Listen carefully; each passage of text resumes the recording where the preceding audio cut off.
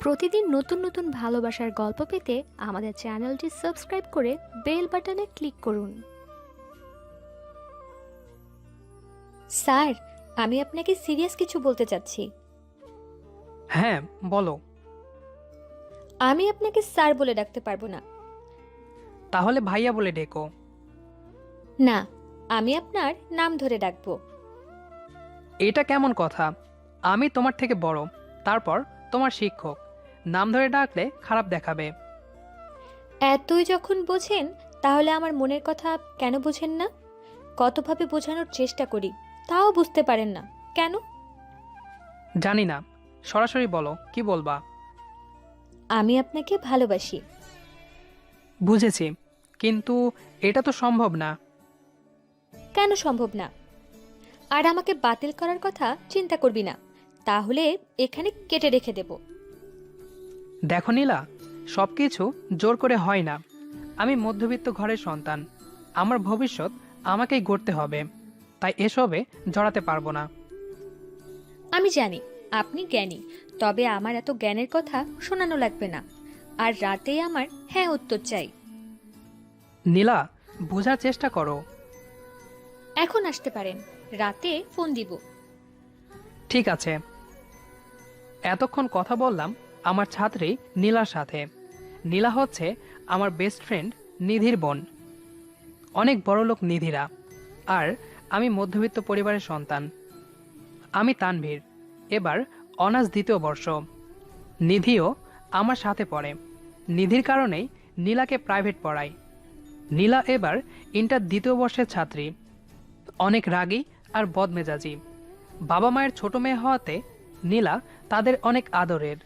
যখন যা চাই সেটাই পাই। এখন তিনি আমাকে চাই। আমার না করার সাহস নেই। আমি না করলে আমার কি অবস্থা হবে তা নিজেই জানি না। তাই একটু বোঝানোর চেষ্টা করলাম, কিন্তু কাজ হয়নি। অতঃপর বাসায় এসে নিধিকে ফোন দিলাম, যদি কোনো বুদ্ধি দিতে পারে। হ্যালো নিধি। ধুর মরা, এখনই ফোন দিতে হলো? কেন, কি সমস্যা? নীলয়ের সাথে একটু প্রেম করছিলাম। বাদ দে তোর প্রেম, এদিকে আমি শেষ। শেষ হলে আবার শুরু কর। ফাজলামো রাখ। তোর বোন আমাকে প্রপোজ করেছে, সাথে থ্রেট দিছে হ্যাঁ উত্তরের জন্য। কি বলিস? হুম, এখন কি করব? হ্যাঁ, বলে দে।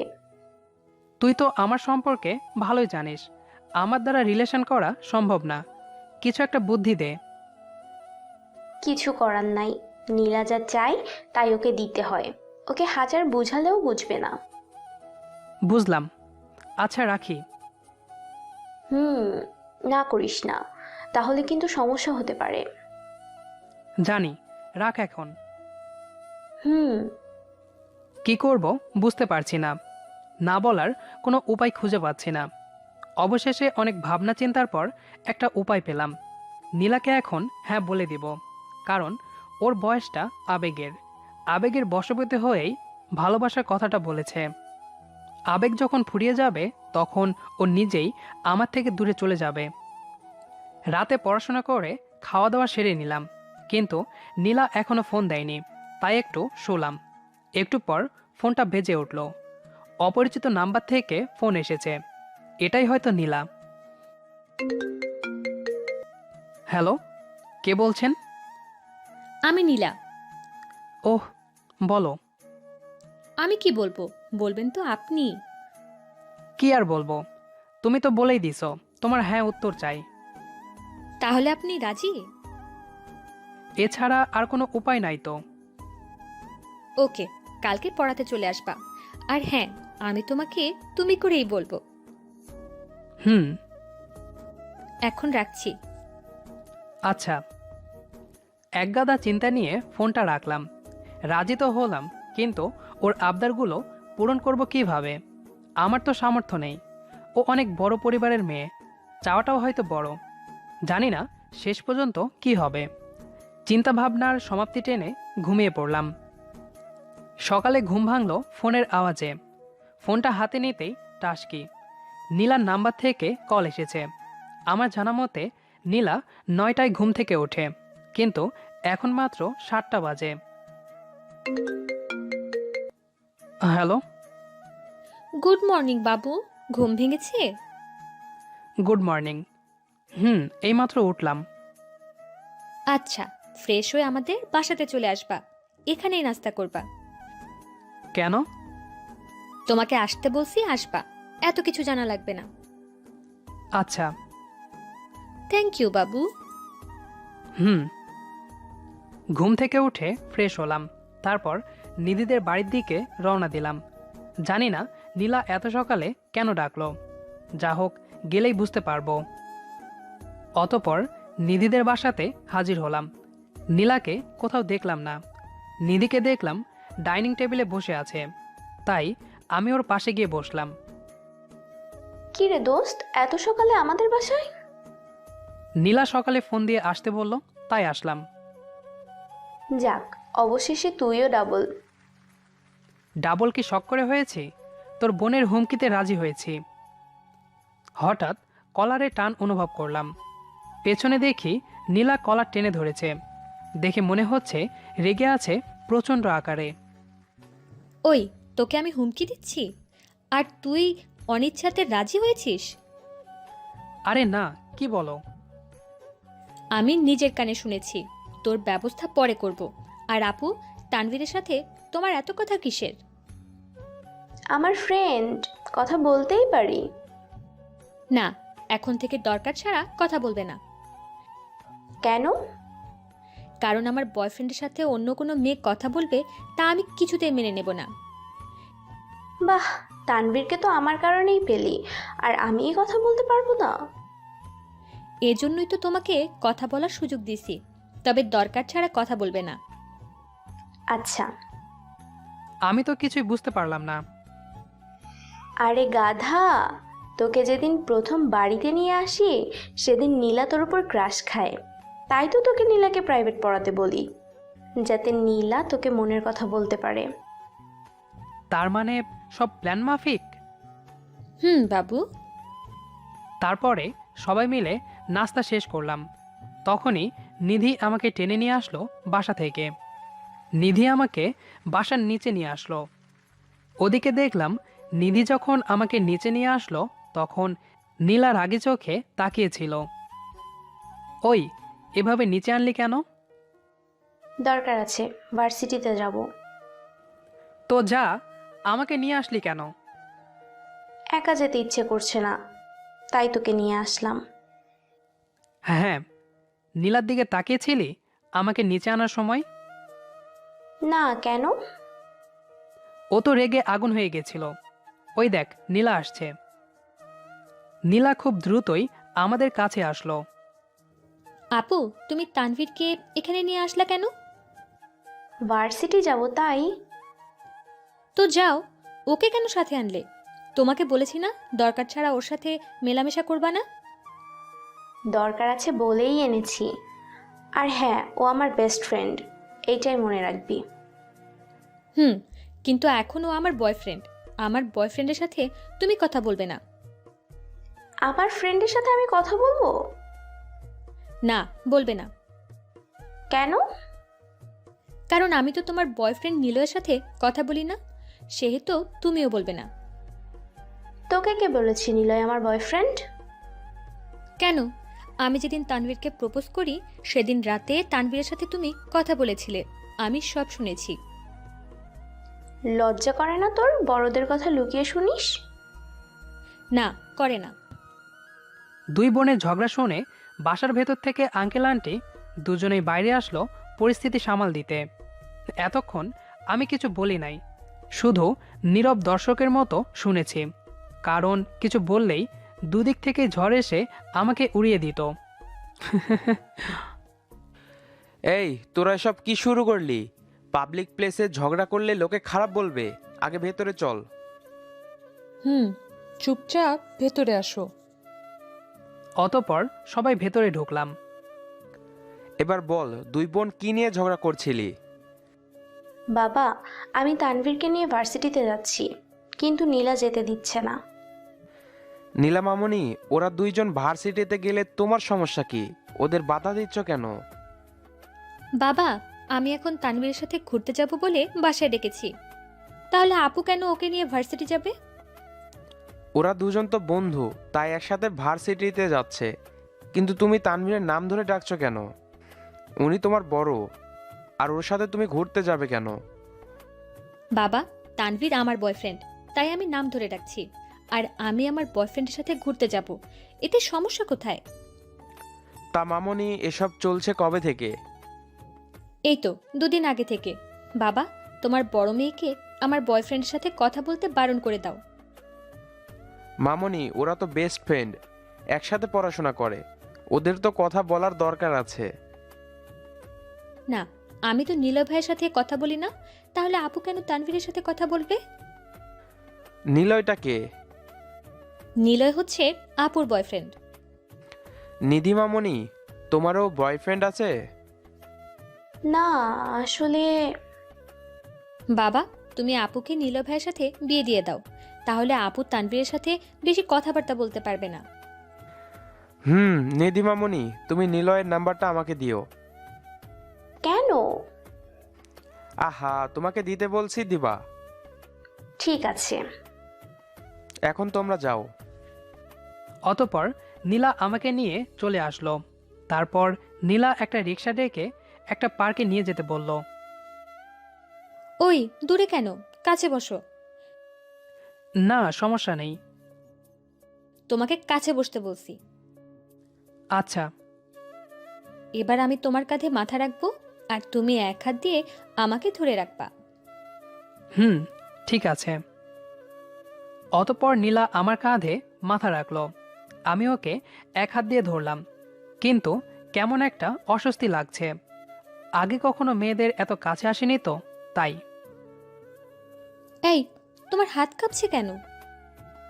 না মানে, আগে কখনো মেয়েদের এত কাছাকাছি বসিনি, সেজন্য। ভালোই করেছো। কেন? কারণ আমিই তোমার জীবনের প্রথম মেয়ে, আর আমার বাবুটা মেয়েদের সাথে মেলামেশা করে না। ওহ আচ্ছা। হুম। অতপর রিক্সাটা পার্কের সামনে এসে থামলো। ভাড়া মিটিয়ে দুজনে পার্কের ভেতরে গেলাম। পার্কের ভেতরে আসতেই নীলা রুদ্রমূর্তি ধারণ করলো। এতক্ষণ তোমায় কিছু বলিনি, তবে এখন যা বলবো তা মন দিয়ে শুনবা। আচ্ছা। আমি ছাড়া অন্য কোনো মেয়েদের দিকে তাকাবে না। হুম। আমি ফোন দিলেই সাথে সাথে রিসিভ করবা। ফোন হাতের কাছে থাকলে করব। মানে কি, সবসময় ফোন কাছে রাখবা? তা কি করে হয়? টয়লেট, গোসল করার সময় তো ফোন কাছে রাখা যায় না। আচ্ছা, এই 2টা সময় বাদে। আর হ্যাঁ, আগের ফেসবুক আইডি ডিঅ্যাক্টিভেট করে একটা নতুন আইডি খুলবা, যেখানে শুধু আমি ফ্রেন্ড থাকবো। আর তোমার কিছু ছেলে ফ্রেন্ড অ্যাড করতে পারবা, মেয়েদের অ্যাড করবে না। আচ্ছা। কথাগুলো মনে থাকে যেন। থাকবে। এবার চলো একটু ঘুরি। হুম। আচ্ছা চলো, নদীর ধার দিয়ে হাত ধরে হাঁটবো। হুম। তারপর হাত ধরে কিছুক্ষণ হাঁটাহাঁটি করলাম। নীলা, চলো বাসায় যাই। কেন? বাসাতে কাজ আছে কিছু। কেন, বাসাতে কেউ নাই? না, এখানে আমি একা থাকি, আর সবাই গ্রামে থাকে। তাহলে বাসার সব কাজ তুমি করো? হুম। আচ্ছা, তাহলে চলো। চলো। অতপর দুজনে বাসার উদ্দেশ্যে রওনা দিলাম। নীলাকে ওর বাসায় রেখে আমি আমার বাসাতে আসলাম। টুকিটাকি যেসব কাজ ছিল সেগুলো সব গুছিয়ে একটু বিশ্রাম নেওয়ার জন্য বিছানাতে গেলাম। তখনই নিধির ফোন। হ্যালো বল। দোস্ত, আমি তো গেছি। কেন, কি হয়েছে? আরে বাবা আমার বিয়ে ঠিক করে ফেলেছে। কি বলিস? কার সাথে? কে আবার? নিলয়ের সাথে। ওহ, তাহলে তো ভালোই হয়েছে। ভালো না, তোর মাথা। কেন? আরে নিলয়ের মা অসুস্থ, কোনো কাজ করতে পারে না, বিয়ের পর সংসারের কাজ সব আমাকেই করতে হবে। হ্যাঁ করবি, তো সমস্যা কোথায়? সমস্যা কোথায় মানে? আমি তো আর পড়াশোনা করতে পারবো না। পড়াশোনা করে কি করবি? বিয়ে করলেই তো তুই বিয়ে পাস। চুপ কর হারামি, কিছু একটা বুদ্ধি দে বিয়েটা আটকানোর। কিচ্ছু করার নাই, বিয়েটা করেই ফেল। তুমিও আমাকে বিপদের সময় এই বুদ্ধিটাই দিয়েছিলে। ধুর মরা। বিয়ে করেই নাও শালিকা। ধ্যাৎ, আচ্ছা ফোনটা রাখ, কে যেন কল দিচ্ছে। কে আবার? তোর বউ? হতে পারে। নিধির ফোনটা কাটতেই দেখি স্ক্রিনে নীলার নাম। ফোনটা রিসিভ করলে যে আমার ওপর কি ঝড় যাবে তা আমি নিজেও জানি না, তাও রিসিভ করলাম। হ্যালো। রাখ তোর হ্যালো, আগে বল কার সাথে কথা বলছিলি? তোর ফোন বিজি ছিল কেন? নিধি ফোন দিয়েছিল। তুই আবার আপুর সাথে কথা বলছিলি? আরে দরকারি কিছু নোটস নিচ্ছিলাম, আজকে ক্লাস করতে পারিনি সেই জন্য। মিথ্যা কথা বললাম। ও আচ্ছা, তোমাকে যা বলার জন্য ফোন দিয়েছিলাম সেটা বলি। বলো। কাল তুমি তোমার বাসা ছেড়ে দিয়ে আমাদের বাসায় উঠবা। কেন? তুমি সারাদিন কাজ করো, আমার একটুও ভালো লাগে না, তাই এখন আমাদের সাথেই থাকবা। কি বলো? আঙ্কেল আন্টি কি মনে করবে?